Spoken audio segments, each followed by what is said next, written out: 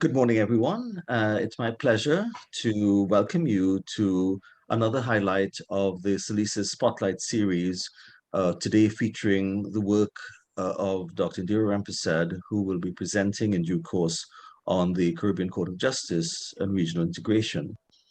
Today's topic, in fact, is extremely topical, given the fact that there's been a lot of recent discussion on this issue, not just within Parliament, where a private motion was introduced recently by Senator the Honorable Anthony Vera, but also because there have been some conflicting cases emerging in recent jurisprudence from both the Privy Council and the Caribbean Court of Justice. I'm sure that we'll be hearing more about this during Dr. Rampersad's presentation. So it's my pleasure once again to welcome you all, and I now have the pleasure of handing over to the Acting Director of SALISES at UWI St. Augustine, Dr. Godfrey St. Bernard, for his opening remarks. Good morning, everyone, and many thanks to Justice Kapoor for agreeing to hear today's proceedings. As usual, you are tuned in to yet another one of SALISES' many events that we have been hosting. We have been known for hosting the monthly SALISES virtual forums, and we have had 8 of those so far. We are going to have the 9th one in June and a 10th in July. But today we are here to witness yet another presentation in our SALISES Spotlight series. And the Spotlight series is basically meant to showcase the academic staff of SALISES St. Augustine and the scholarly work that is pursued by such members of our academic staff. Of course, we do have a wide and varied assortment of academics who engage in economic policy. In this case, Dr. Rampersad is focusing on her work in the arena of international relations and regional politics. And we do have specialists in the areas of social policies, specializing in disability studies. We have specialists in sociology, emphasizing the importance of sport policy in development process. And of course, yours truly is a demographer, statistician, and we know how important statistics are in the development arena. So our Spotlight series really attempts to ensure that, we showcase our academics and the contribution that their research is making to development process in the Caribbean region. And of course, we have had so far Dr. Priya Mohan, who spoke on natural disasters and climate shocks, building resilience, economic resilience in Caribbean SIDS. And today we are going to witness Dr. Rampersad's presentation on the Caribbean Court of Justice and regional integration. So as usual, we are in for a treat, and already Justice Gafoor has indicated the currency of the topic that is central to the discussion by Dr. Rampersad this morning. So I want to really thank all of you for tuning in to yet another installment of the SALISES Spotlight series. And I trust that each and every one of you will enjoy the proceedings as they are delivered by Dr. Rampersad, and then of course the discussion and commentaries that would ensue. So do enjoy today's proceedings. And having said that, I'd like to return you to Justice Gafoor, who will chair today's proceedings and advise on the protocols associated with today's proceedings. So thank you very much, all of you. Thank you very much, Dr. St. Bernard. And indeed, it is my pleasure to not only highlight and emphasize all that the acting director has said, but also to indicate that we invite you to post any questions, comments, or issues that you'd like to raise with our distinguished presenter today through the chat. And of course, I'll be happy to read those out at the end of Dr. Rampersad's presentation.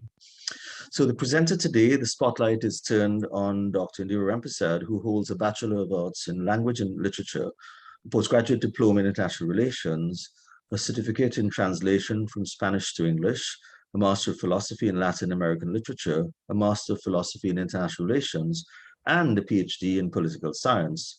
She has also obtained a legal education certificate from the Hewing Law School, a legal practicing certificate, and a Master of Laws degree from Staffordshire University, specializing, I understand, in constitutional law, and a Bachelor of Laws degree from the University of London. Dr. Rampersad has also served as a commissioner of the Equal Opportunity Commission of Trinidad and Tobago and has been awarded 2 Fulbright scholarships for study in the United States, one at the Southern Illinois University, Carbondale, Illinois, to examine the American political system, the other to undertake her doctoral research in political science at the University of Florida, Gainesville, where she majored in international relations and minored in public policy. Her doctoral dissertation focused on American foreign policy to Cuba, on which she has published and presented at many international academic and non-academic fora. Her research interests now extend to Latin America and the Caribbean, politics and international relations, American foreign policy, crime and violence in the Caribbean, the Caribbean Court of Justice, which of course is the focus of the topic for today, international law, and the Caribbean constitutional law. She's also qualified as an attorney at law and a regular media commentator on national, regional, and international issues. She's been a lecturer in political science, international relations at the Department of Political Science at the UE St. Augustine since 2007 and is currently a senior research fellow at SALISES St. Augustine. Her refereed publications include the following: an inquiry into violence against Afro-Trinbagonian women, the evolution of the drug gang syndrome in Trinidad and Tobago, contemporary dynamics of drugs and gangs in Trinidad and Tobago, drug and drug control in Trinidad and Tobago, the anti-Cuban embargo movement in the United States, multiculturalism and the challenge of managing diversity in Trinidad and Tobago, anti-embargo activism and US-Cuba policy, rational departure, people-centered governance in Trinidad and Tobago, multiplex layers of controversy, realist and liberalist impulses at the Fifth Summit of the Americas, turbulence within the Cuban-American community in South Florida, Caribbean crime as an obstacle to diaspora investment, and human rights organizations in US foreign policy to Cuba. I now have pleasure then in calling on Dr. Rampersad, who will now present on her current research on the Caribbean Court of Justice and regional integration. Dr. Rampersad, over to you. Good morning, colleagues. I hope that you all can see the screen. I'm now going to share the slides. Just calling to tell you to look out for 2 o'clock. So can you all see the slides? Just making sure, fine. Can everyone see the slides? Yes, Sorry? we can. Yes, we can. Okay, thank you. Thank you, Justice Kapoor, for that wonderful introduction. Incidentally, Justice Kapoor is the ideal person to introduce me because this research spans both of our efforts. I want to congratulate him personally. He was just officially awarded his PhD in international relations, focusing on this very topic. The Caribbean Court of Justice, potential for regional integration. Justice Kapoor was very fortunate. He didn't even have to make corrections to his thesis. Went straight through first time, the examiner's report came in, and he defended and no correction. So this is one of the latest additions to the PhD family at UE and the Institute of International Relations. So very proud of him. I'm quite pleased of this effort. He was fortunate to have the distinguished law professor, Professor Rosemary Bell Antwine, as his supervisor.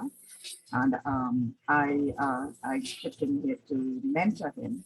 And out of this, I found the research so interesting as I guided him through the process, or as we guided him, that I decided I would do some further research on the constitutional aspect, and that led me to the Masters in International Law at Staffordshire University, which I obtained last year with distinction. So, today I'm going to do some of what he has done, but some additions to it. We stopped the research, he stopped the research for his PhD, July 2021. That's when he had officially submitted. There's been a few cases since.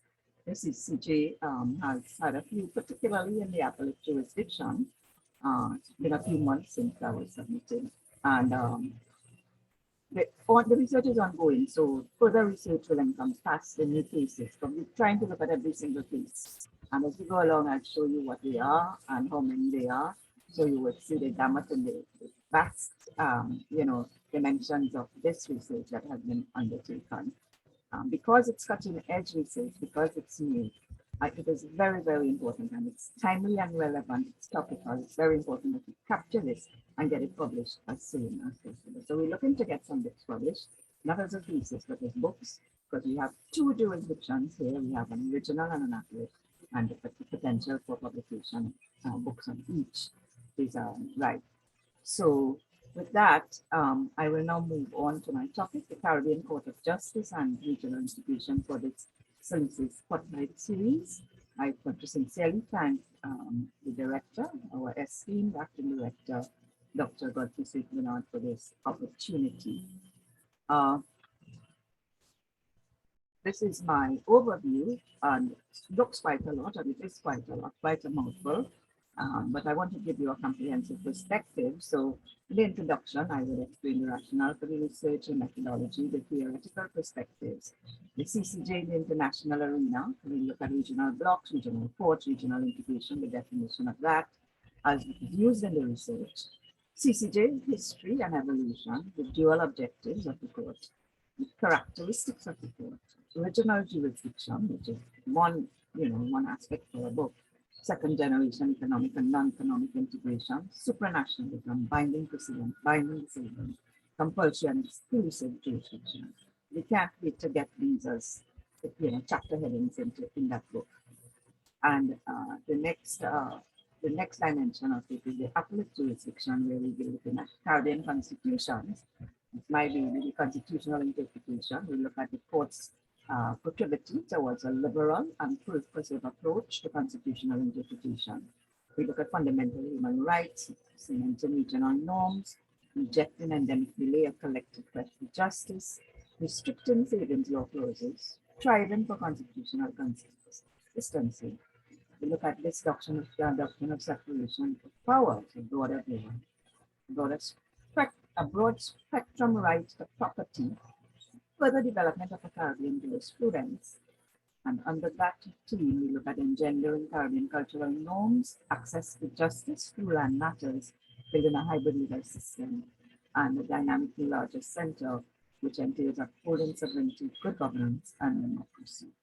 Finally, I will touch on this whole, very contentious debate on the Privy Council versus CCJ, that journal debate, and the conclusion. So with that in mind, I'll just present very quickly the rationale for this research. Why would you want to research the CCJ? What is the importance of this court? Well, there's been no comprehensive analysis of both jurisdictions. Many scholars have focused on the original. Some, and very few, have focused on the appellate, but no comprehensive on both. And the original seems to attract a lot of attention, because, especially legally, because it is governed by a treaty, the revised Treaty of Chatham. So the appellate, and it's less economic, it doesn't even speak to it directly. There is no express direct reference of the appellate jurisdiction to regional integration. And this was one of the major challenges that he's having in his research. And he often come to me with this question for help on how to go about doing this appellate jurisdiction linked to regional integration when it's not expressly stated. but it was implied, and it was that implication that had to be sifted and searched and, really, really engaged intellectually that make this thesis such a rich one. It also established a nexus between the CCJ goals of advancing regional integration and fostering academy engaged students. These are two objectives of the CCJ, and no one has looked at that connection, making that joint, that nexus, forging that nexus. Never done before. This work also gives a theoretical gap between neo-functionalism and the new regionalism. This is the theoretical aspect of the thesis. That also was quite a challenge for justice and for me as well. We dig into all these theories on regional integration and they weren't really applicable. So in the end, I had to make a link between old and new functionalism and neo-functionalism revisited, and to be able to grasp the full gamut of the CCJ's work. This research also bridges the gap between international relations and international approaches to both the theoretical and the practical dimensions of the issue or subject of regional integration and of the CCJ's operations itself. And in this way, it demonstrates the compatibility between the fields and disciplines of international relations and international law, which both our research are now straddling. So I've been bitten by the law bug and he's now been bitten by the IR bug. It involves tremendous primary research, and certainly this thesis did. We have to look at the examination of multilateral agreements, the revised treaty of Chaguaramas, the agreement establishing the CCJ. We look at the case law in both the original and the appellate jurisdiction, and there were more than 230 in the appellate and about 33 in the original. So that's more than 250 cases in all we're looking at. That's the sample we were looking at. Semi-structured interviews are very, very important because we had to interview people who were involved, the judicial officers, including the past and present judges, regional attorneys at law, both in the public and private sector, politicians, past and present. Some of them were instrumental in establishing the CCJ or in policy making and their country's accession to the CCJ's appellate jurisdiction. Justice Gafoor, every time he traveled to the Caribbean, he would corner some former prime minister, some judge, or some academic. I mean, he would be calling me from Barbados or Jamaica, say, hey, I'm just speaking to this one. I'm trying to get on to PJ Patterson. And so it was going on. It was exciting. And very, very interesting to hear what some of these politicians and jurists and academics had to say about the CCJ. So we also interviewed a host of academics in the process. The secondary research, of course, the relevant materials in book monographs, journal articles, focusing on regional integration, because we had to understand that term. What was regional integration? It was baffling. So many interpretations. And that was one of the issues that came out in his final seminar, when his committee was asking him how do you define regional integration. And so he had to get that definition really tight. Regionalism and regionalization are other concepts that have to be interrogated. Globalization and regional ports, their relevance to the Caribbean, the CCJ, the CSME, and its jurisprudence.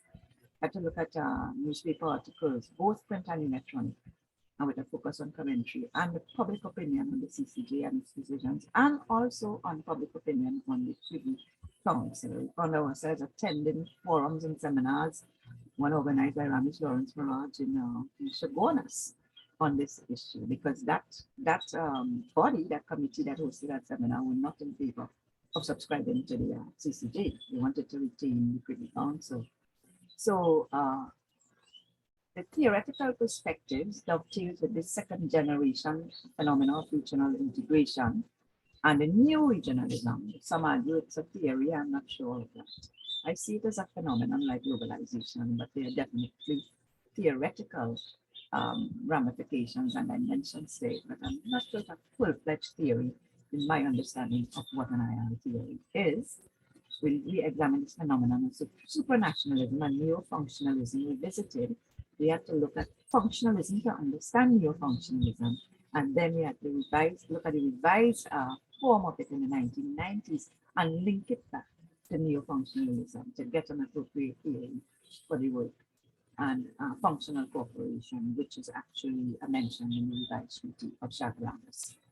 So the second generation regional integration, it came up with the decline of American hegemony.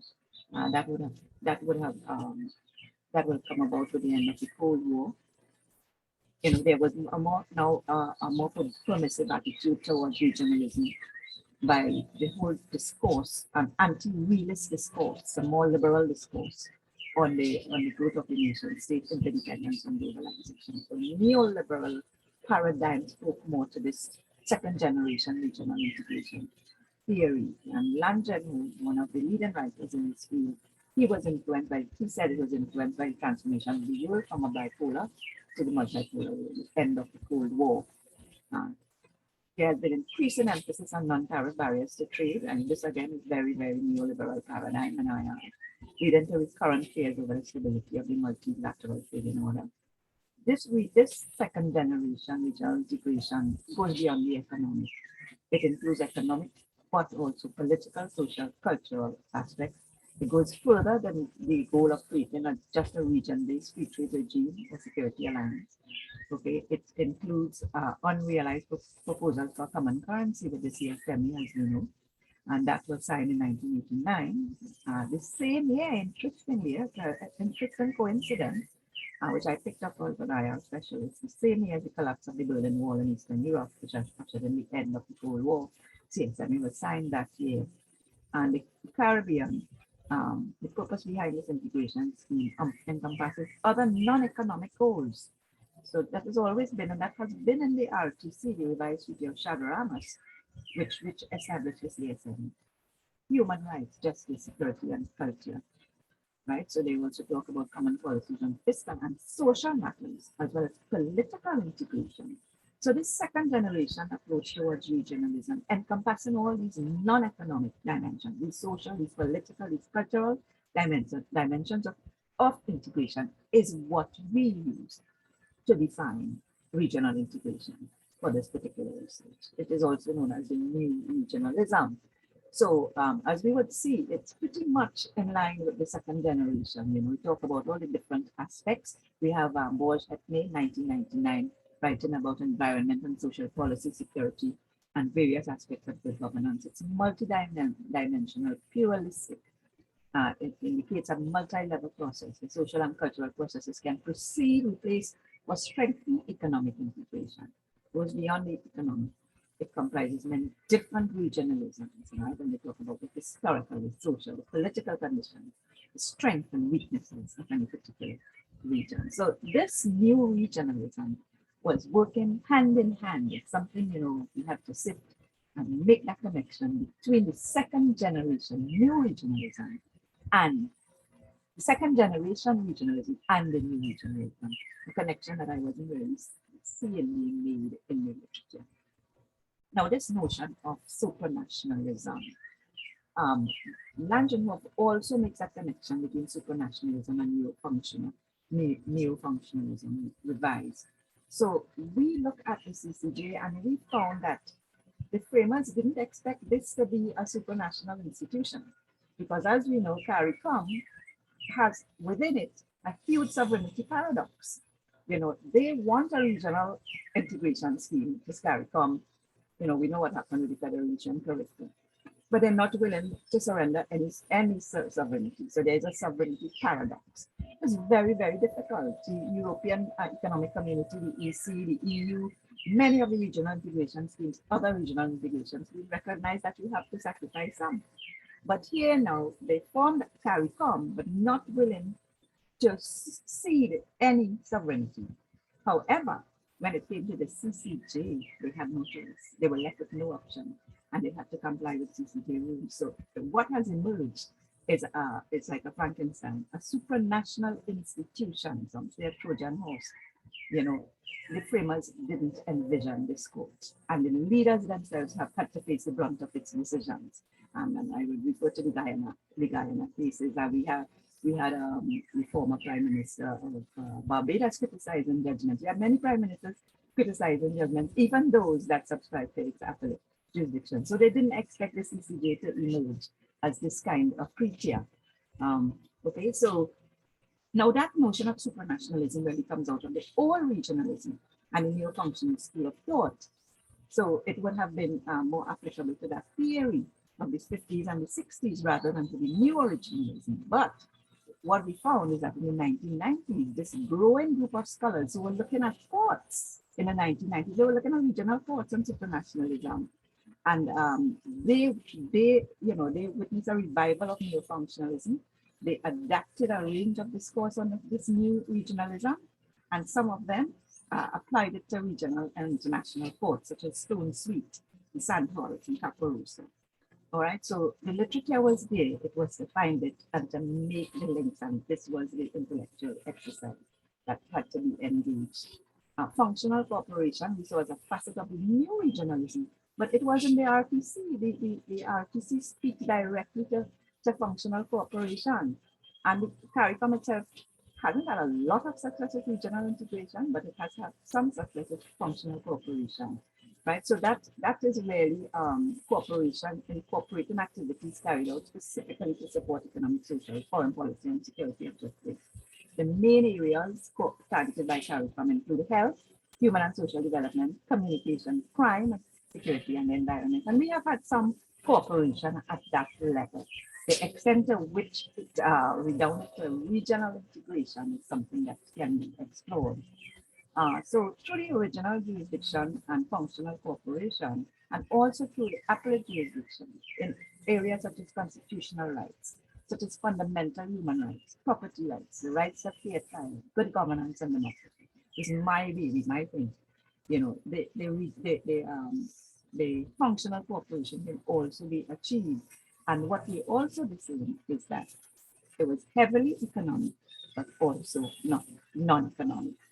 And so far, the research was focusing on the original jurisdiction and the economic dimension of regional integration, because there was this treaty governing that.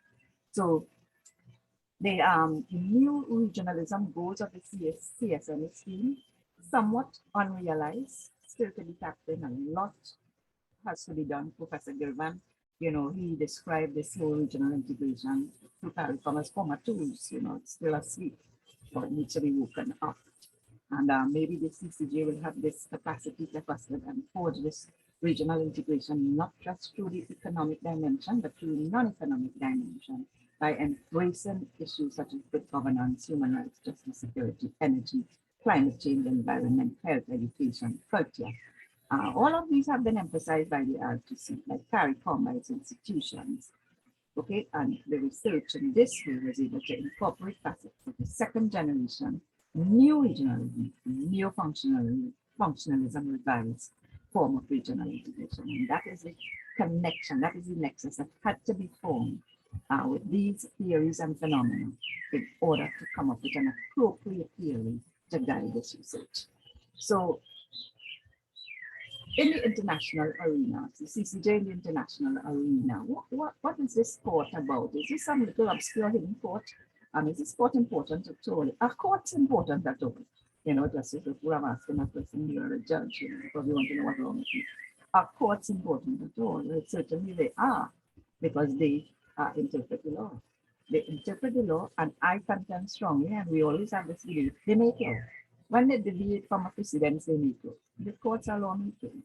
Now people say Parliament makes the law, Congress makes the law, the legislature makes the law, but the courts also make law. Judges come up with new things all the time. They deviate from tradition often. And just as you mentioned, the Udall case earlier that's a deviation from, the CCJ, deviated from the Privy Council, is now deviating from the CCJ on the death penalty. A long pattern moving story goes back a long way.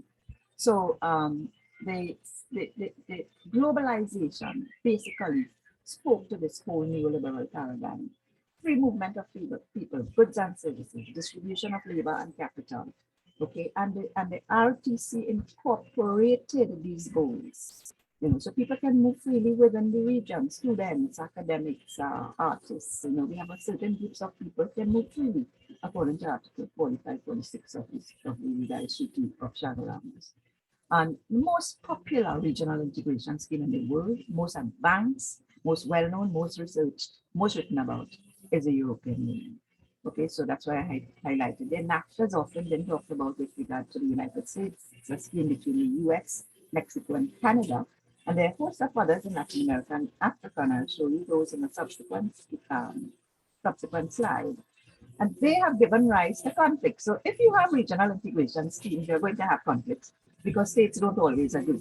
So they are in a regional integration scheme, as we saw, we hear people talking about an ATM, Trinidad uses an ATM, Caribbean Airline getting loads because the monopoly, we are quarreling, with Cal getting the monopoly on travel. And so we have conflicts between states. Ralph Gonzalez is always very frank about his Prime Minister, Ralph Gonzalez, about his views. So we have conflicts. And these conflicts are emerging against the backdrop of a proliferation of regional agreements, treaties. They're signing agreements, they're signing treaties, but conflicts will emerge. And therefore, you need courts to interpret the law and to settle these disputes. So a number of regional courts have emerged, has sprouted up proliferation, and they're being called upon to adjudicate both economic and non-economic disputes in these regional integration schemes. And look at how many, and I have not included all. I have an MPhil in Latin American literature, and I also taught Latin American politics, political science. I have had to teach this, Latin American regional integration. And these are just some of the schemes I identified. We have LAFTA, CAC, SALA, ALADI, Mercosur, ACTO, SICA. And then those in blue are those which include the Caribbean. So these are schemes that include both Latin American and Caribbean, SALA, UNASUR, SECLA, ALBA, ACS, and CARICOM.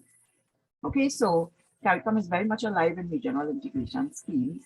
To what extent it is successfully forged in regional integration is another question.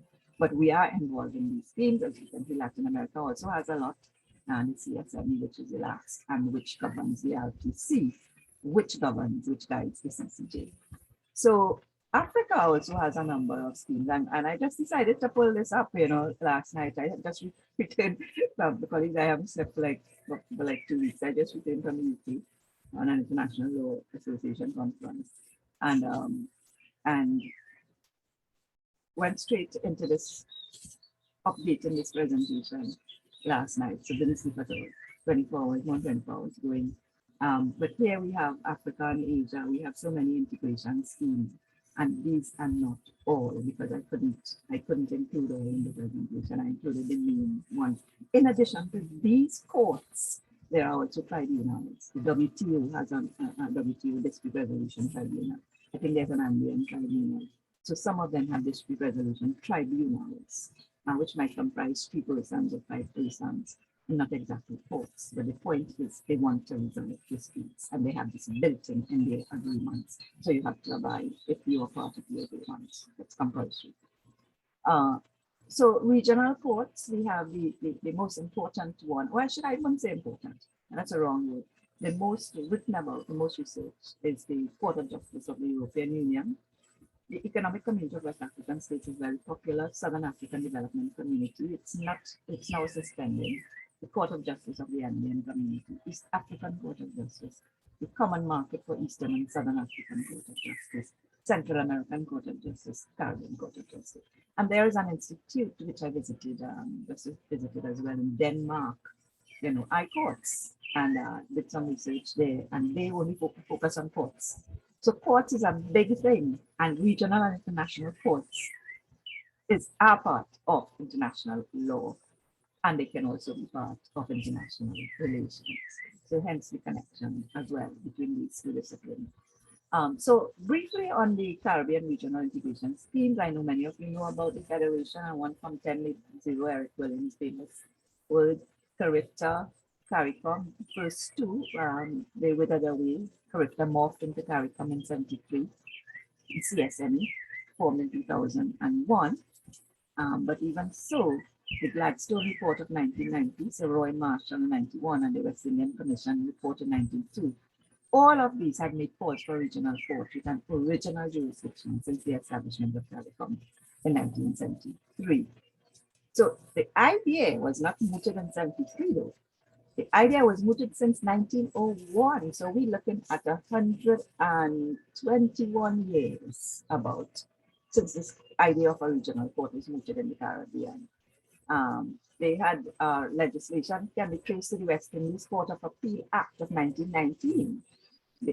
You know, that was just about the time when the League of Nations was formed by Woodrow Wilson, 1919, just at the end of the First World War, to put it in perspective. The issue of a regional court again was raised at the governmental level in 1947 at the end of the Second World War. So we, you know, I always wonder what are these connections with international events. There must be some connection because they're timing, they're very timely. A federal Supreme Court emerged with the Federation in 58, Article 2, one of the British Caribbean Federation Act 1926.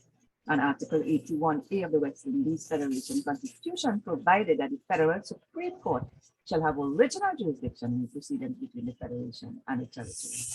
Article 81.1 stipulated that the Federal Supreme Court shall have original jurisdiction to determine any question as to the interpretation of this Constitution. So we know the Federation collapsed in 62. The Federal Supreme Court ceased their function, but it was nonetheless considered the most efficient and effective organization in the West Indies Federation, that Federal Supreme Court. The CCJ itself, as you know, it came about because we moved towards independence in the Caribbean by the 60s. As we gained independence, we gave self-government. We started to produce our own constitutions, the desire for our own court, and the rhetoric to replace the Judicial Committee of the Privy Council, for now I will just say the Privy Council, that talk intensified, that desire intensified as well. And in fact, many countries went that way. If I'm not mistaken, Australia, New Zealand, India went that way. They got their own court immediately. So the idea behind this was to enforce constitutional law, address any question on the interpretation of the Federation's constitution. The court would be vested with the power to define the relationship among all players in the political system, to serve the monetary conflicts between and among the relevant parties, and also it had a jurisdiction, an original jurisdiction, to interpret the Constitution. It was to have actually twin jurisdictions, both accurate and original jurisdiction. With the CCJ, as it evolved, two parallel goals were articulated. The first was regional integration, so that was one which we dealt with effectively here. And the second was fostering a Caribbean jurisprudence. And another challenge and the research was establish a nexus between these two objectives. How did we do that? That took a lot of deep thinking because nobody was writing about that. You had to think, through, you had to sit, you know, had to go for a run around the campus and think through these things. Justice Gafoor was also there, you know, all the time battling. We were discussing, interrogating with his supervisor as well, you know, always these challenging issues, how to deal with them. So the CCJ emerged as a guardian of the emerging economic and political structure in the post-colonial era. Okay, but it was specifically designed to drive the integration, the regional integration process. It was stipulated, this goal of fostering regional integration is actually stipulated in the preamble of the revised treaty of Shadowlands. And here we have, I cited it. We call in the Declaration of Grandance and other decisions of the Conference of Heads of Government, in particular, the commitment to deepen regional economic integration through the establishment of the CARICOM single market and economy in order to achieve sustained economic development based on international competitiveness, coordinated economic and foreign policies, functional cooperation, and enhanced trade and economic relations with the states. Now, I have to admit I'm not a fan of economics. And I found, you know, he's done a lot of law, commercial law, financial law, offshore law, taxation law. I said, you deal with this, with your thing, you go into this piece in detail, which he did very well. And I looked at some of the non-economic dimensions of it, the political, social, and cultural dimensions as well. But, you know, put together, it made for very, very interesting research. What we ended up with a CCJ, court emerging out of the post-colonial nationalist and independence wave of the 60s, and offshoot of the Caribbean regional integration scheme. Confederation, Carifta to CARICOM to the CSM, and then the CCJ came out of that. It was inaugurated on April 16, 2005. Its headquarters is in Charlotte Street, Henry Street, both sides, span both streets, Port of Spain. It gains its authority from the agreement establishing the CCJ, which was incorporated into the revised Treaty of Chaguaramas. Currently, there are 7 judges in the CCJ's benches. It's financially independent. There's a trust fund of US $1 million. There's dual jurisdictions and original, with all 30 members of CARICOM compulsorily have to be there, mandatory. They have to be members of the original jurisdiction.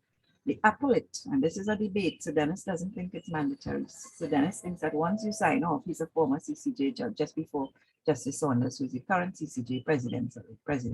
So Dennis was saying once you sign on to that treaty, you have to subscribe to both, and he may have a point. But they are given the option to join the appellate, and only 4 countries join: Barbados, Guyana, Belize, Dominica. And there are more than 222 cases to date. Up to July 2021, there were 32, but there are more now. Of course, the cases in the appellate comes fast and furious.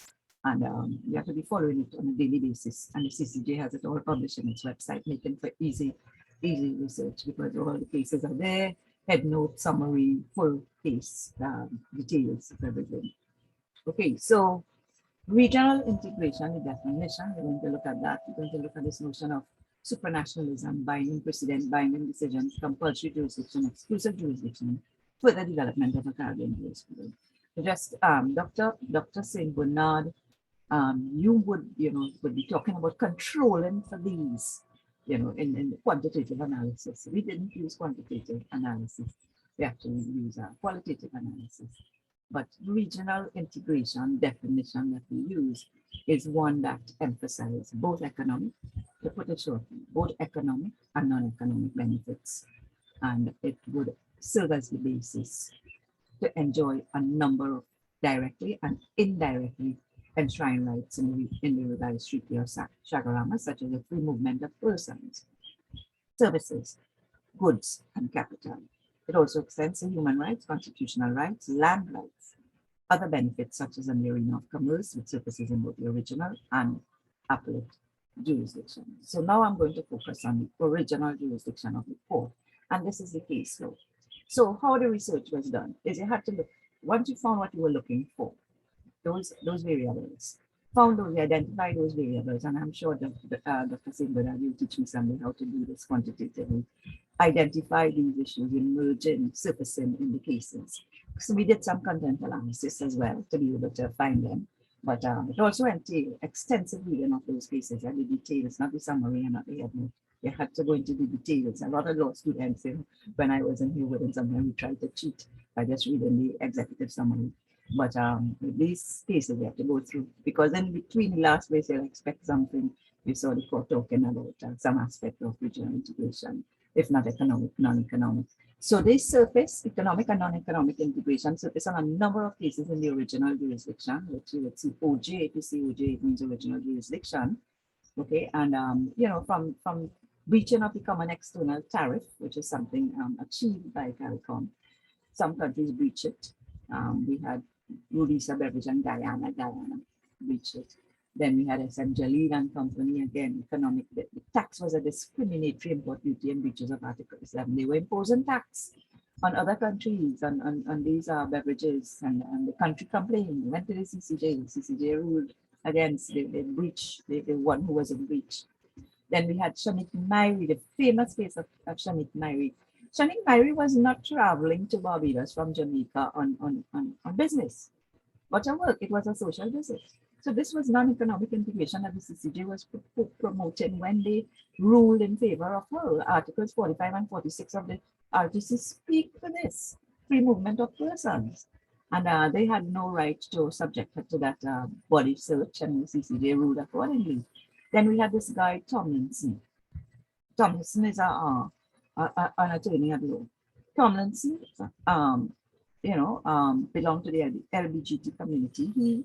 He traveled to the Caribbean all the time. He wasn't ever discriminated against in terms of travel. He had the free movement, unlike Shanik. He wasn't stopped. He would come through, not on the basis of his sexual orientation. He was never discriminated against. But he found that the laws in immigration laws in Trinidad and Tobago and Belize were archaic, and they were indeed archaic because they discriminated against persons, these LGBT communities. But the court could not rule on it. They could not rule because he brought it through the original jurisdiction, and the original jurisdiction spoke to free movement of persons, and his movement was not restricted. If he had taken that court to the appellate jurisdiction, he could have won it, probably even on human rights grounds, on these archaic, anachronistic immigration laws in Trinidad and Tobago and Belize. But he opted, and Shanique as well. She could have also brought this case because there were human rights dimension, that body cavity, but the CCJ could not rule on human rights under the original jurisdiction. So the person who's bringing the case have a choice. You bring it under the original or the appellate, you decide your attorney should advise. And she had brought it under the human rights. And they talk about human rights in the judgment, but they said the original jurisdiction court is not a human rights court, and it's not. You know, it's dealing with the revised treaty of Shagaramas and all these provisions there, free movement of persons, goods, capital, labor, and whatnot. So they could have brought it under that and probably may have fared better, but they want Tomlinson, the CCJ didn't deal with it. But Shanique Myrie, as you know, have made waves throughout the region. So then we had this one, Jason Jones. We have many Caribbean citizens want to go to law school, but they didn't do law in UWI. They weren't admitted, or they opted not to. They opted to do it at a UK university, which I did. And my LLB in London, University of London. I had to write an exam to get into UWI, and only few people get in based on the results of the exam. So if you didn't go to law school in St. Augustine, Norman Manley, you know, you didn't stand a chance of getting into UWI unless you wrote that very, very difficult exam where they only pick a few people. Okay, so so what these students have been doing is going abroad, which I also did. I did both bars, the Caribbean bar and the UK bar. And the students do the bar abroad, and they come back, and there's a provision for them to be able to practice law in Trinidad and Tobago. So they do get some reprieve there. So these cases basically underscore the economic and non-economic trust of the CCJ's original jurisdiction jurisprudence. Okay, I've mentioned the goods and persons and labor, etc. Supranationalism. This phenomenon has emerged, and it comes up, you know, it comes up all the time in the research. And that was something that also came up in this seminar. This is the first final PhD seminar. Professor Knight asked the question, is it a supranational institution? And digging into that, he found, and he did the research, very obedient student, he does whatever his supervisor said him to do. And when he gets book from me too, he does it. So he dug into the research. He said, oh, wait, this is indeed a supranational institution. There was no clue. I know in my own research, I knew that. I wanted to hear what he would say. And he came up with the same answer. So it is a supranational institution because the CCJ calls the shot.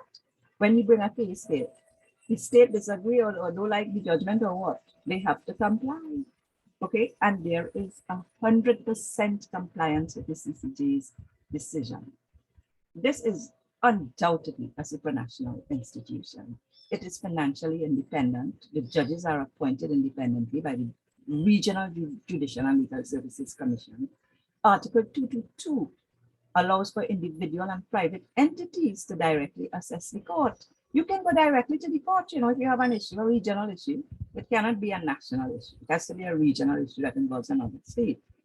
And only, you know, they have not been using this reference provision much. You have a reference provision. So the High Court here can refer something to the CCJ. Justice Kapul can refer, he's the chairman of the Tax Appeal Court. He can refer to the CCJ. He's decided not, I think there was one issue that went, and he could tell you more about that later, and he would tell you what happened. So the CCJ determines the standard of proof that is required for those speaking special leave in any matter, because the RTC is silent. It doesn't determine the standard of proof. And the test is twofold, that there must be a right or benefit conferred by the RTC, which inures to the benefit of the person concerned, and that person must be prejudiced in the enjoyment of that right. The CCJ also has the authority to decide on the application of an intervener. So in Shanique Myrie, she asked her state Jamaica to intervene. Initially, Jamaica didn't want to intervene on her behalf, so she took it privately. And then when Jamaica realized, oh, the state realized this is victim, let's go. Jamaica jumped in as an intervener. But the CCJ decides on that, whether the intervener is necessary and whether you have to give to grant special leave for an intervener. All right. So the Article 214, the reference provision I just mentioned, it is mandatory with the CCJ. Interesting, because in the TFEU of the European Court, it is discretionary. The court has a discretion, but here the court mandates that you can refer provisions to the CCJ. All right, and like I said, 100% compliance, including payment of damages by parties. So they delay with my repayment, but eventually paid it. They delayed with the Guyana judgment, but they eventually, had to go along with what the CCJ said. So we are seeing that, and that is good news, that states are complying, because then we have the rule of law prevailing, and that's what we want. We want disputes to be resolved amicably, we want the peace, but we want the rule of law to prevail, because if the rule of law doesn't prevail, we're going to have chaos. And that's why we need courts. That's why we need courts. And we need courts in the national arena, the regional arena, and in the international arena. Now, very interestingly, this dimension, this notion of binding precedent.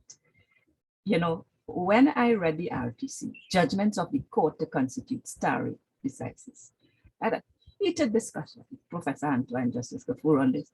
What is this? That can be regional courts doesn't follow stare decisis. Stare decisis means that lower courts are bound by the decisions of higher courts in the national arena. Lower courts are bound by the decisions of higher courts. So if the high court rule on something and a similar case come up in the magistrate's court, they have to follow that judgment. But this doesn't happen in international law. And I have been teaching this for a long time. So when I saw this in the RTC, I said, but what is this? What is the RTC trying to say here? Now we spoke to the framer, which is Justice Kafur has very close connections with Justice Pollard, one of the former CCJ judges who was a founding member of the RTC. He framed it. Also, Professor Dr. Kenny Anthony, former Prime Minister of St. Lucia. I think he's now an MP and the husband of Professor Rosemary Bell Antoine, and engage them in conversations on this and know how we could reconcile this, because it is a sharp deviation from international law. International courts doesn't follow stare decisis. The CCJ does not have to go with any decision of the CJEU, the Court of Justice of the European Union, or the ICJ. It doesn't. Now, keep in mind, the Privy Council is not an international court. It's part of the domestic system of courts. It is the highest appellate court for those that have not subscribed to the CCJ's appellate jurisdiction in the English-speaking Caribbean. So it's only we in the Caribbean going Privy Council and nobody else can go in. That Privy Council is based in London, but it's a local part of our local system. It's the final court in our local system. But those who subscribe to the CCJ is their final court. But this whole thing, Justice Pollard, then he came and he said the draft is deliberately intended to deviate from tradition.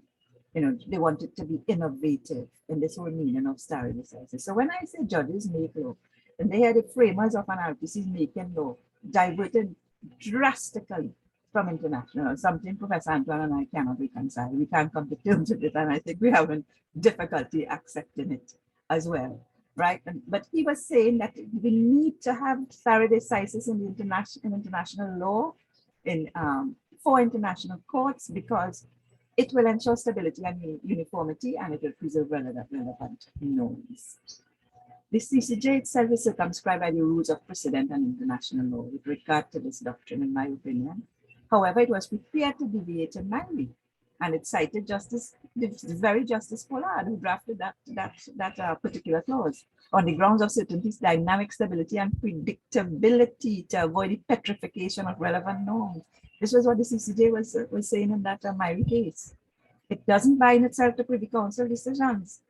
Justice Witt said, we are not to follow, but to lead. In other words, we're not going to bound by the Privy Council. If it's convenient, we do so. But that's our discretion. But Privy Council are going to tell us what to do, not because they rule A, we're going to rule A. If we want to rule B, we rule B.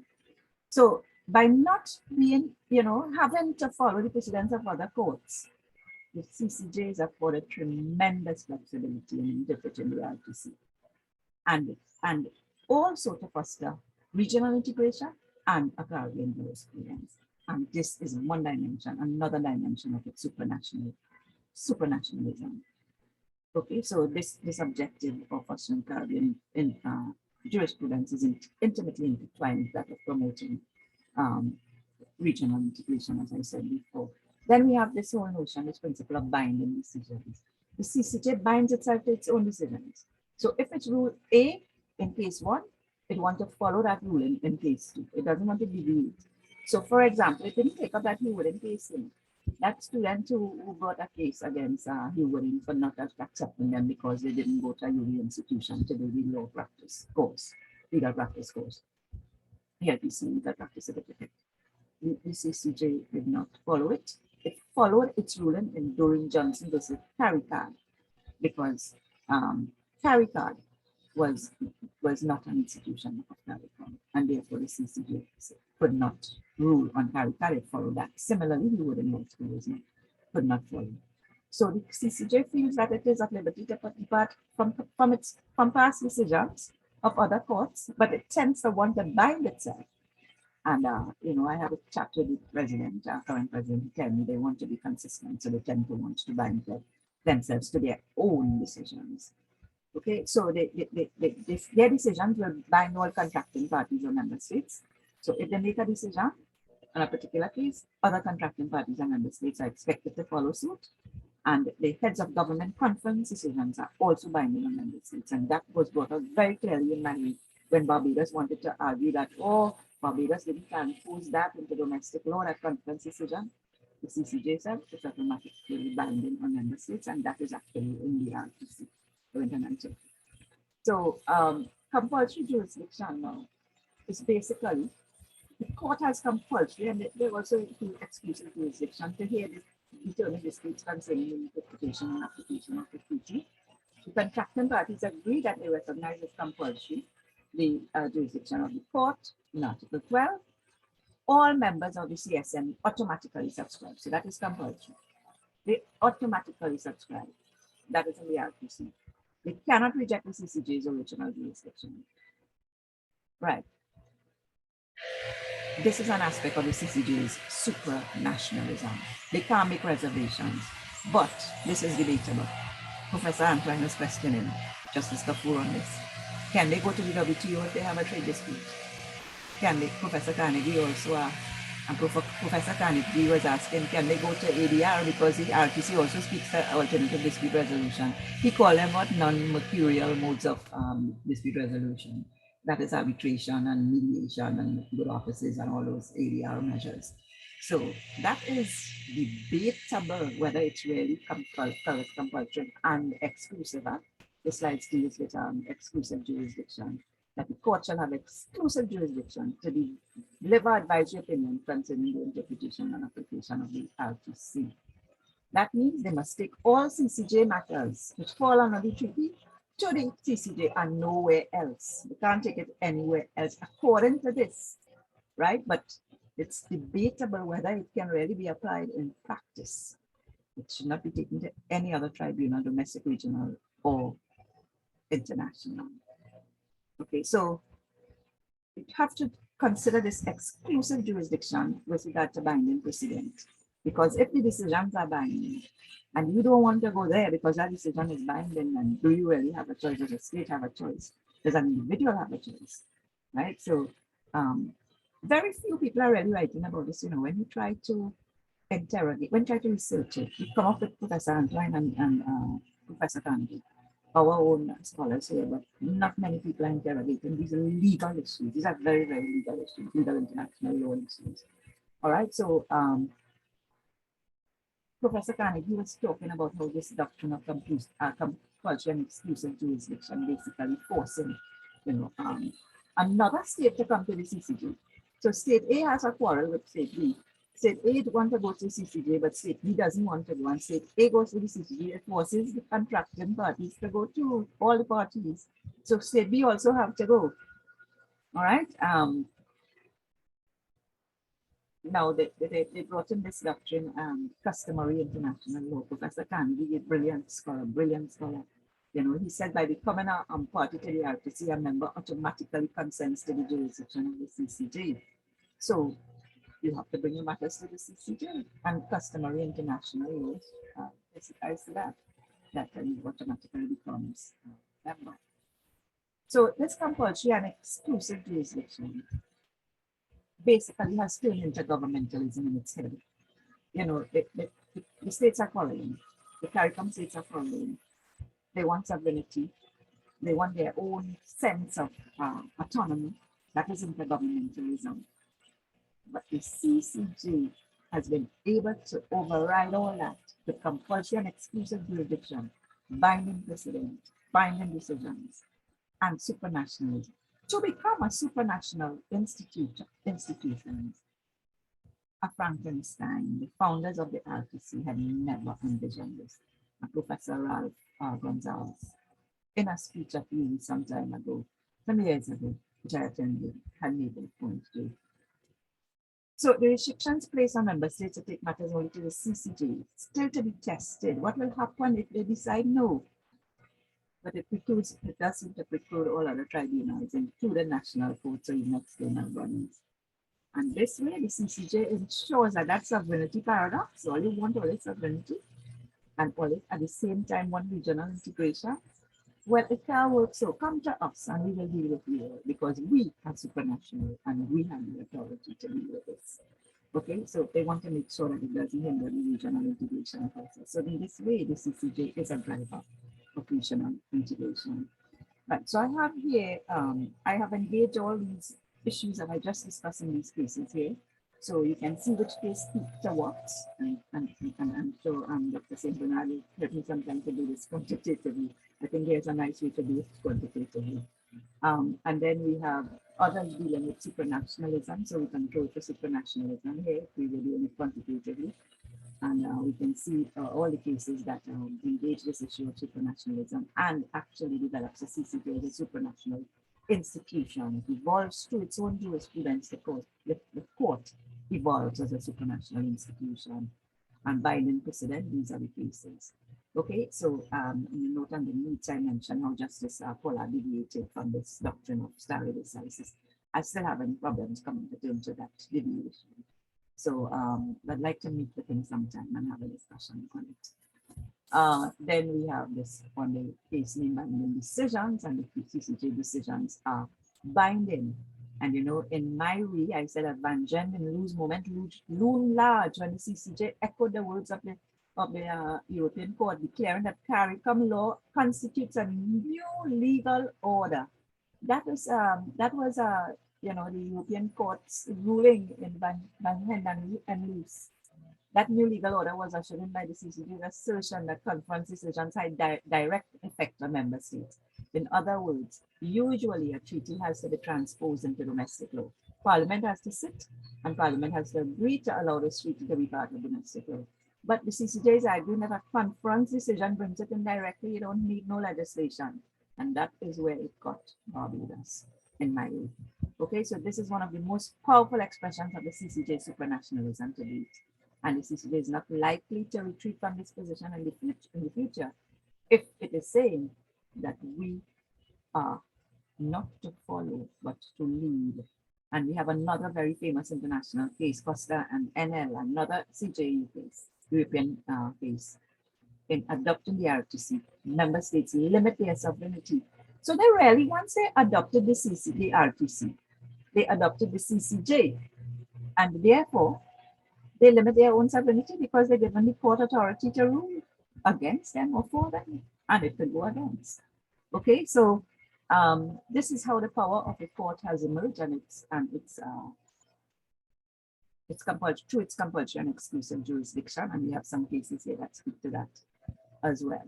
All right, so I will not go through all these cases because time will be of it is of the essence, and I want to touch on this dimension, which I truly enjoyed researching, the appellate jurisdiction of the court, and there hasn't been much work. So it is original research, a lot of original research done with Justice Kapoor. So, you know, he was mesmerized in researching the appellate jurisdiction. You know, he had to go through iterations with his supervisor.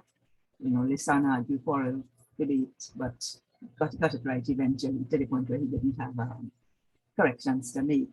All right, so the constitutional rights, I did this in my last presentation, the fundamental human rights, the property rights, the land rights, and good governance. All of these are addressed in the appellate jurisdiction of the CCJ. The method by which the court interprets the law, you know, the savings law clauses, and the separation of powers doctrine, and the right to timely trial. The court has been very strict on these delays, especially in the local system. So when you go to the CCJ as your appellate court now, so this is only the 4 countries, Barbados, Dominica, Guyana, and Belize. Only 4 countries are subscribed to the appellate. Trinidad and Tobago still with the Privy Council, so is Jamaica. You know, so many, all the others. So the stress on the appellate jurisdiction is also significant. It's an original contribution to academia, this research, since this research has hardly been undertaken. Much of the focus has been on the original jurisdiction. And here we have the gamut of cases. We have criminal appeal cases, we have civil appeal cases, and so many of them. You know, so if you look at constitutional cases, it's in the first set here, first table here.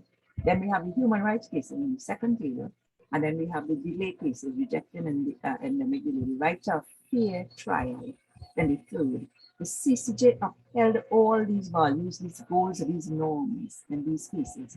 And this is where I tell you, we have to now make this connection to regional integration. If the court is disseminating these norms and values and mores and traditions and cultures, something that we want to uphold, we don't want delay. People are kind of 20 and 30 years on the death penalty, you know, on death row. You know, waiting in the local system for long, you know, decades passing for their cases. The court is chastising the states on this, it's chastising the judicial system, the local judicial systems on these delays. Now we recognize it's not always the court problem. Sometimes it's the attorney. You know, they keep basically putting off the cases and adjourning, as you say, they adjourn the case another day and another day. And when I used to go to visit the courts, as we have to do as law students, you know, many days I have to report case adjourned. And for the you know, for the client, for the defendant, and claimant, defendant, whatever, it's very frustrating. It's very frustrating. Frustrating for the court as well when the lawyers keep adjourning. So you know, the CCJ has tried to harmonize these Caribbean constitutions. It has tried to cement human rights laws. It has rejected, you know, vociferously, vehemently rejected endemic delay in the system, in the domestic system. It has also dealt with the savings law provisions. And basically what had happened is that some of the old laws, colonial laws, were preserved. They were preserved because they thought it was important that they be kept.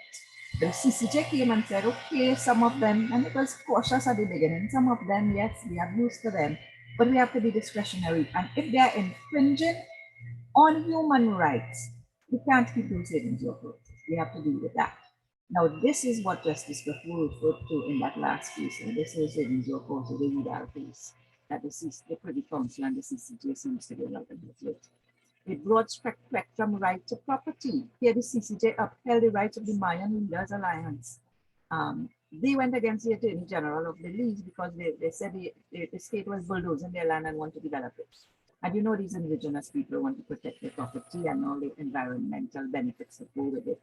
And this has international significance because it have Amerindians, American Indians, and First Peoples and indigenous peoples around the world.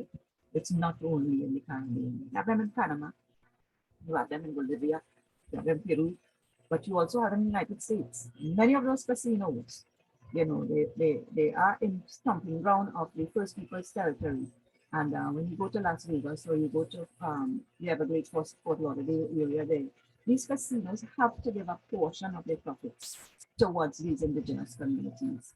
So their land and their property is there to them. This is the traditional cultures that evolved through agriculture, through sowing the land, tilling the land, sorry, sowing the seeds.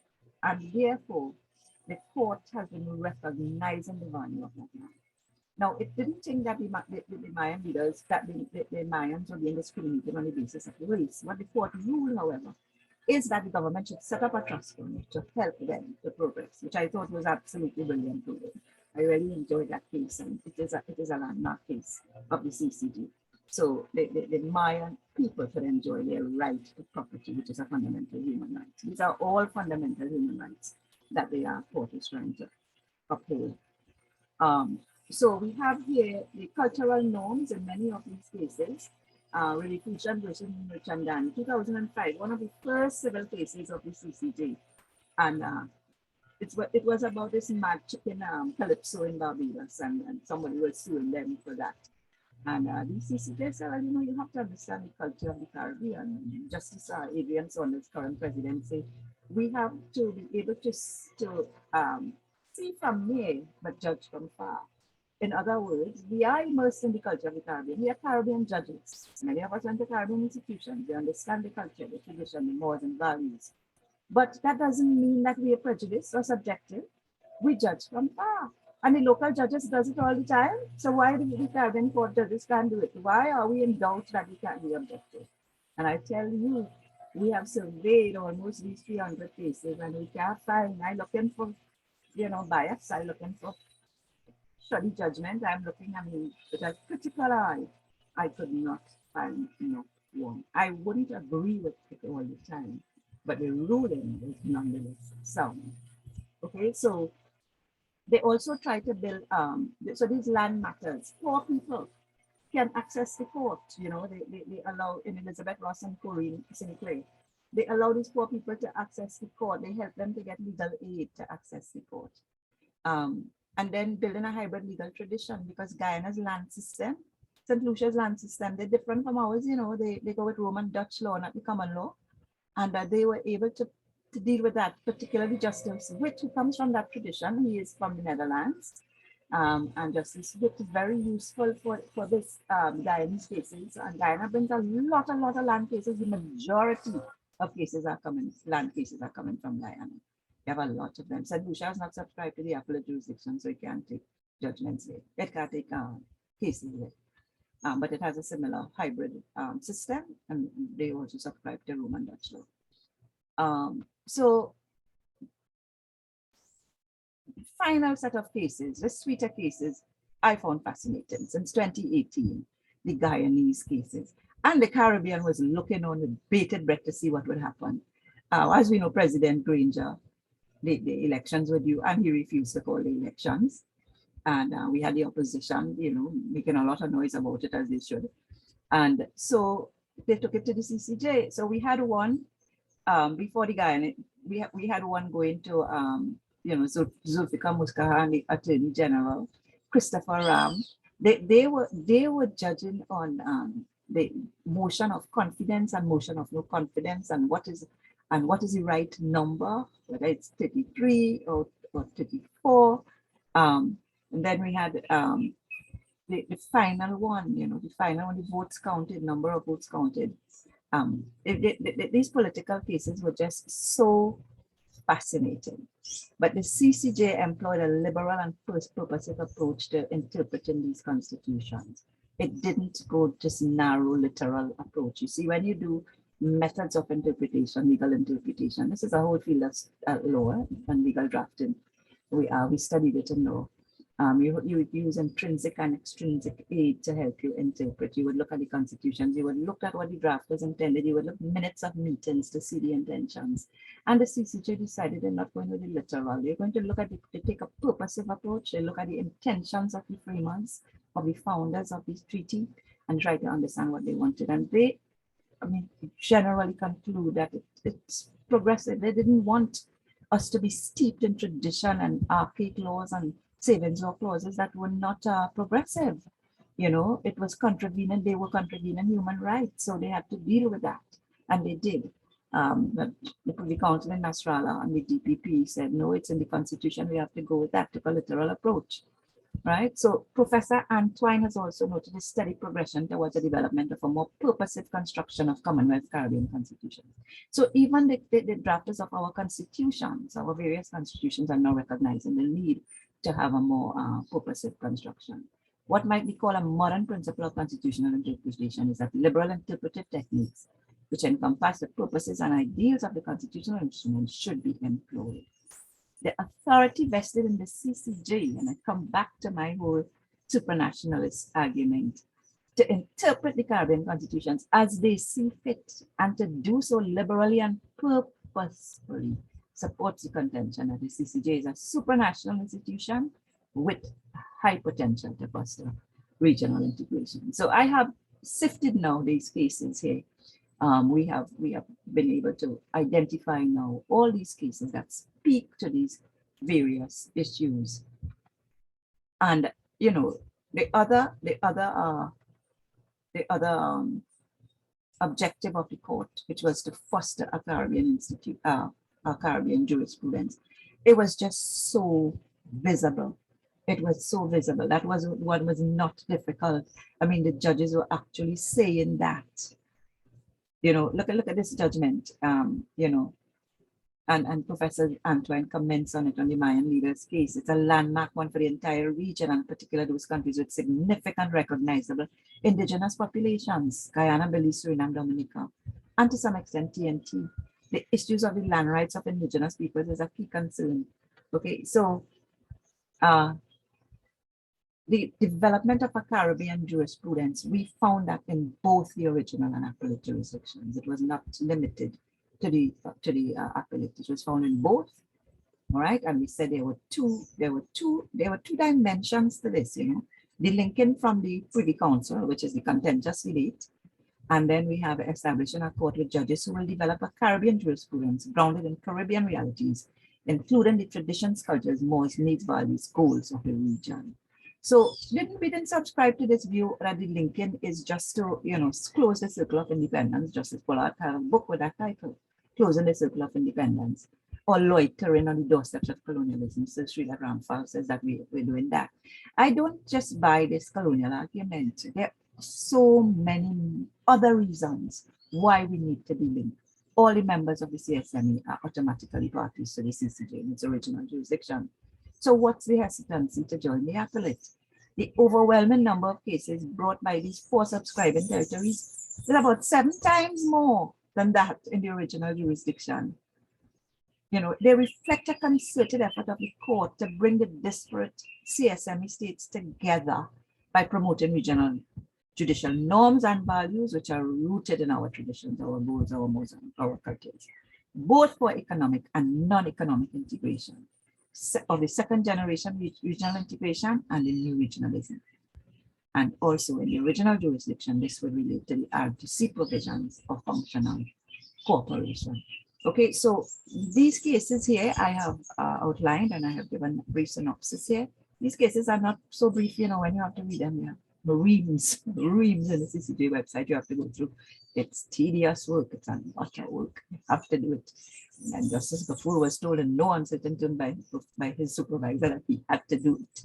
And you know, he had to dig his heels in and get to, and he did a brilliant job of researching these cases, you know, which I also had to review. So, you know, they have access to justice. And this is something that came up in our recent conference in Chicago. Access to justice, and many people have access to justice.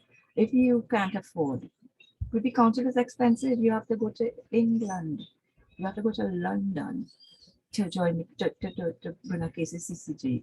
You have to pay a senior counsel or Queen's Counsel a tremendous amount of money to do that, because you have to pay their travel as well.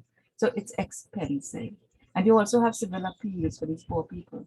So, you know, it's really a progressive court, also at the same time trying to assist and facilitate the underprivileged. Justice Gafoor, I know that seeing your face here means that my time is up, but the CCJ has also been trying to promote, you know, this new dynamic larger center upholding sovereignty, good governance, and democracy.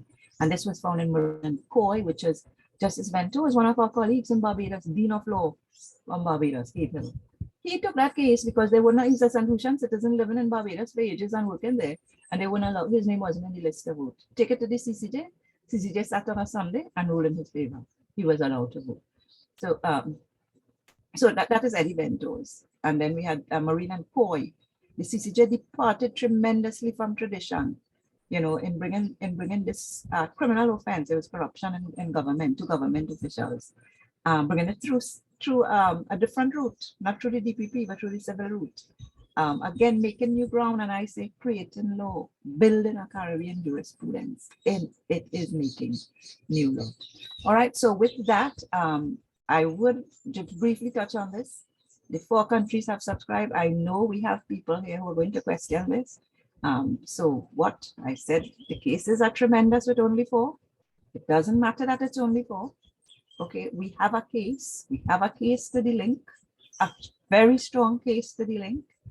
Okay, the court has been disseminated norms and values which will reverberate throughout the region. Regional and international jurisprudence will be developed through these rulings. This courts, other courts within and outside the region, national courts are citing CCJ decisions, while at the same time the Caribbean citizens seem disinclined to adopt the court. And that, to me, is irrational. I don't understand it fully. And it's something that has to be explored. What accounts for this lack of confidence and trust in the CCJ among the Caribbean citizenry? We know there is an elite group of lawyers, and I don't want to criticize and critique my colleagues because I'm also an attorney, but there are some who enjoy the Privy Council and the fruits thereafter that it brings going to the Privy Council. So they would be against the CCJ for that reason. The referendums and run the people, but the way they are running these referendums and not really, the people are not being educated. It's like Brexit, similar like Brexit. You're voting and you're not even sure what you're voting for.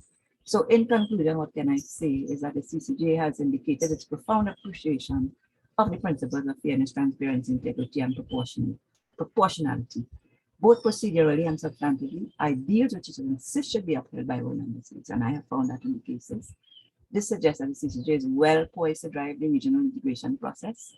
In keeping with neo-functionalism revisited, the new regionalisms, and redefining the concept of binding precedent and binding decisions, the CCJ has demonstrated that it is a supranational legal institution with compulsory and exclusive jurisdiction which can act independently, not only of public opinion and governments, but also of the Privy Council. In this way, CCJ has sought to establish a level of stability, certainty, uniformity, consistency, predictability, and harmonization across the CSM states. This, I say, will reverberate resoundingly across the region, and it would facilitate the unceasing quest of the CCJ to foster regional integration. So with that, I want to thank you very much for your time and attention. Pass on to the chair once again. Thank you very much, Dr. Rampersad, for, of course, what we all anticipated would be a stimulating and exciting presentation. I do not believe that you have in any way disappointed us. One of the things that I know you highlighted was, of course, the importance of the CCJ as a jurisprudential institution, of course, both in the regional integration process under its original jurisdiction, of course, the appellate process. And of course, we have a few minutes left for questions. So I don't know if anybody in the listening viewing audience have any questions they would like to pose to our presenter.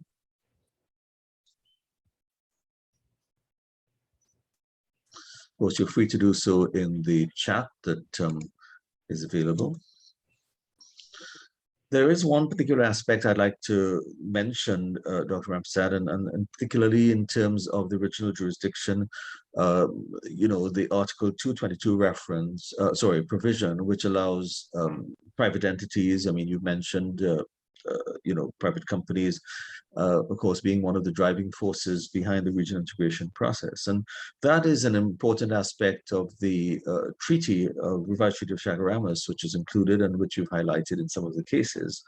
And also, of course, one might compare that to the underutilization of Article 214, which really is a reference provision, which actually to date, as far as one knows, has not been used.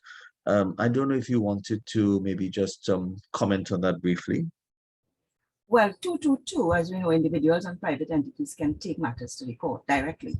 So this is groundbreaking itself. I mean, you know, for an individual to be able to take an issue into an international court, and most of them have been brought by private entities. I think they said only one case so far was brought by a state.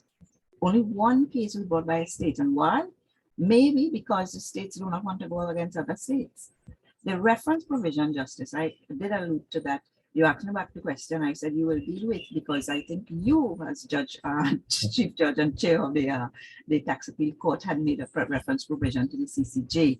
Hardly used, and that may be because I think the lawyers in your courts and these in the Supreme Court, the High Court, and maybe in your court, are not too familiar with the operations of the CCJ. Probably some of them don't even know about this reference provision. Some of them are wary of it. And they avoid it. But maybe you can shed some more light, because I'm not sure why it's one day. Yeah, I mean, I'll just touch on it very, very briefly, because it was a question that, you know, the court had put to the parties in the sense of indicating whether or not they would like us to refer matters. I mean, ultimately, it's a decision for the court, but obviously one would want to ensure that both parties are on board with a reference to the Caribbean Court of Justice. And certainly one party seemed to be in favor, the other one against it.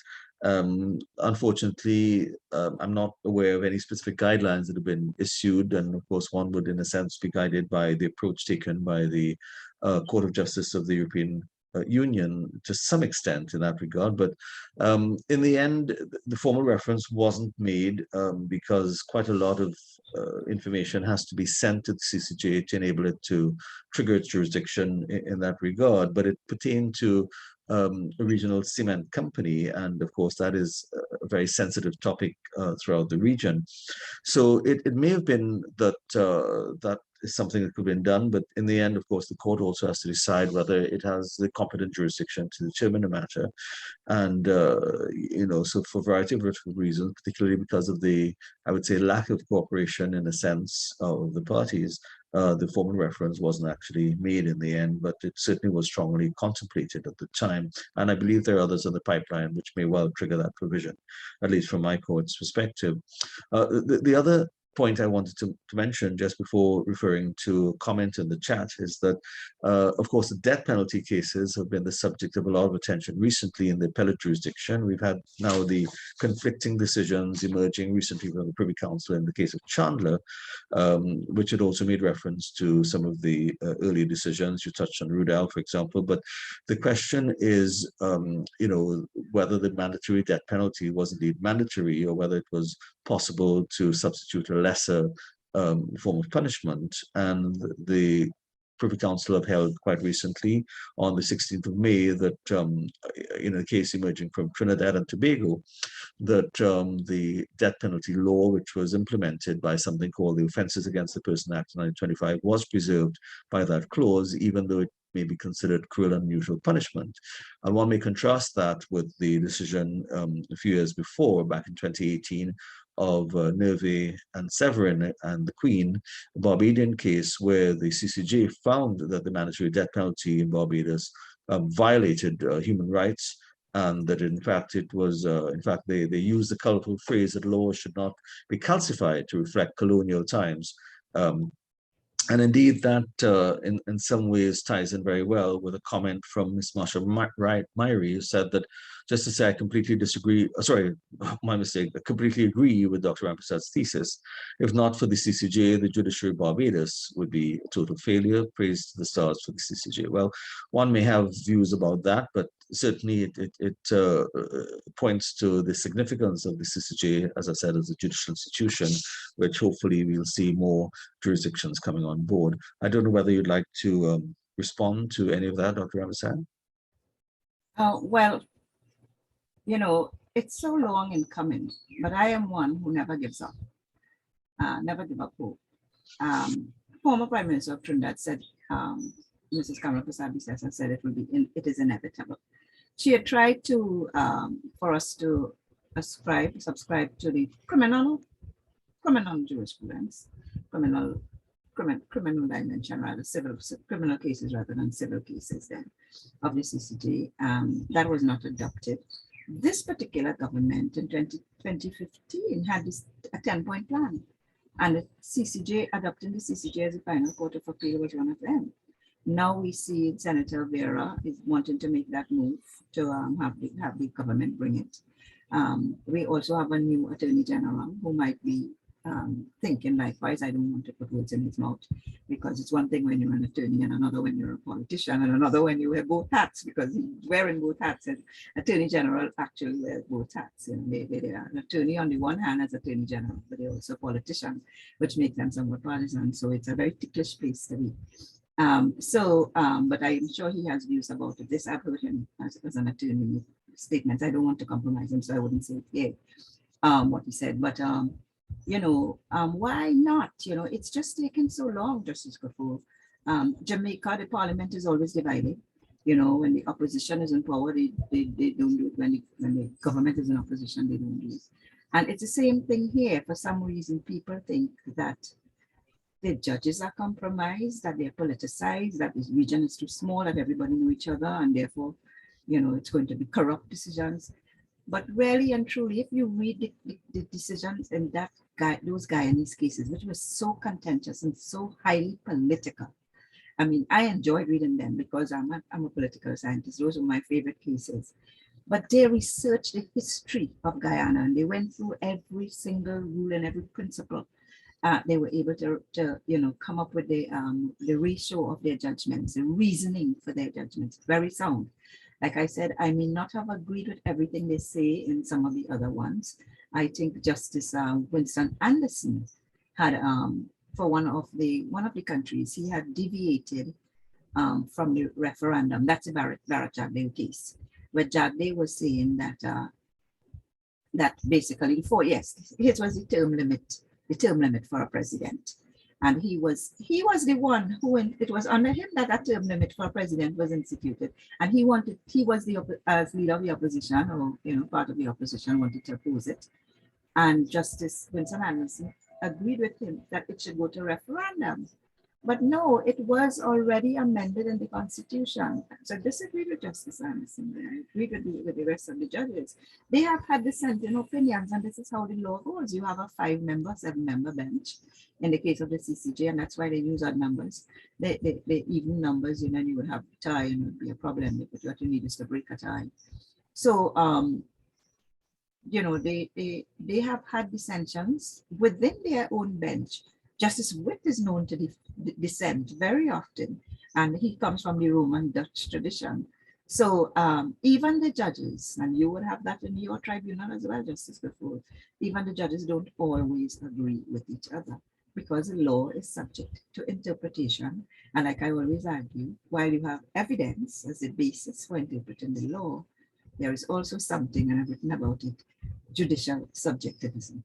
There is something called judicial subjectivism, because we all come with our culture, our own background, our own history, our own upbringing, and our own worldview, the way we think, which must also have some influence on a judge's decision. Yeah. Well, we're just about out of time, but I'd like to make reference to 2 more comments that have emerged in the chat. One from Ms. Alison Fung, who says, "Great presentation. It is a time for us as a Caribbean people to acknowledge our ability to administer our affairs. Regrettably, as Dr. Rampersad has alluded to, the low trust environment remains a stumbling block." From Akash from Kalawan, "How can we have confidence in the CCJ when politicians are appointing judges to the CCJ?"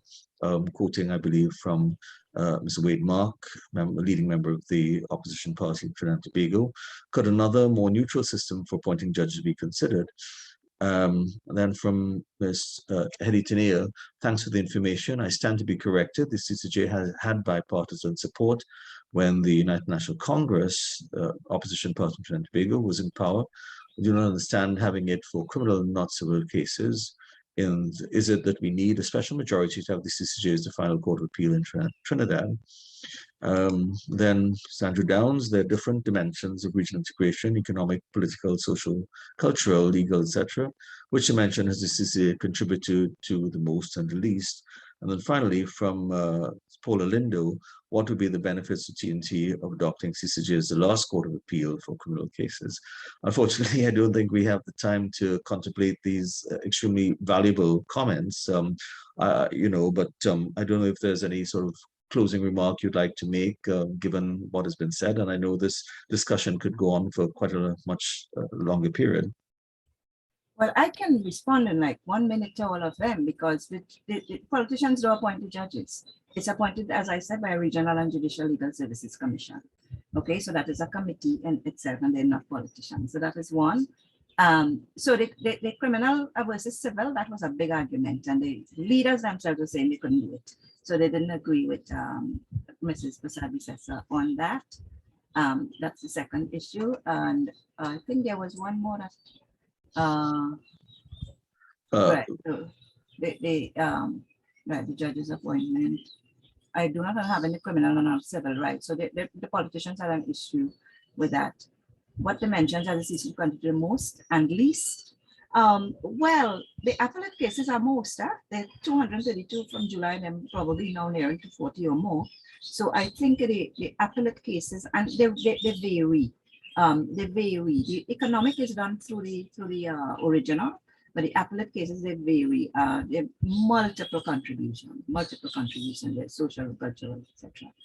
So it's very difficult to determine which one is contributed most. The cases are all very different in their own ways.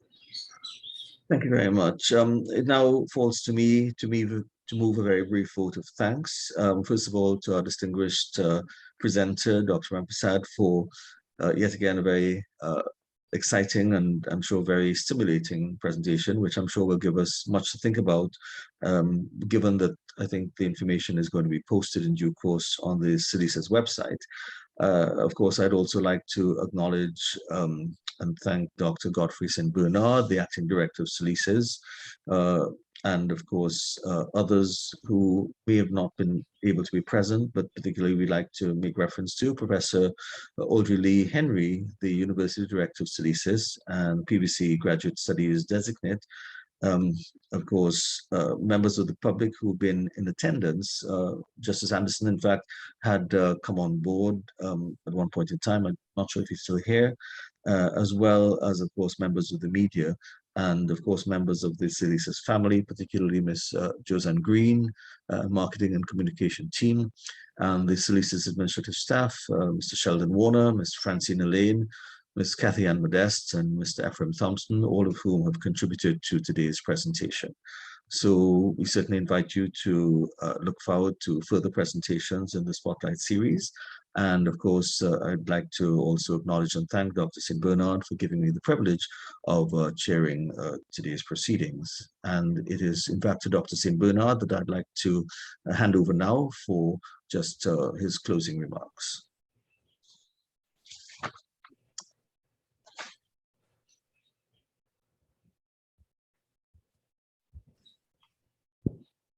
Thank you, Justice Gafford, for chairing this session today and ensuring that we had a very smooth flow.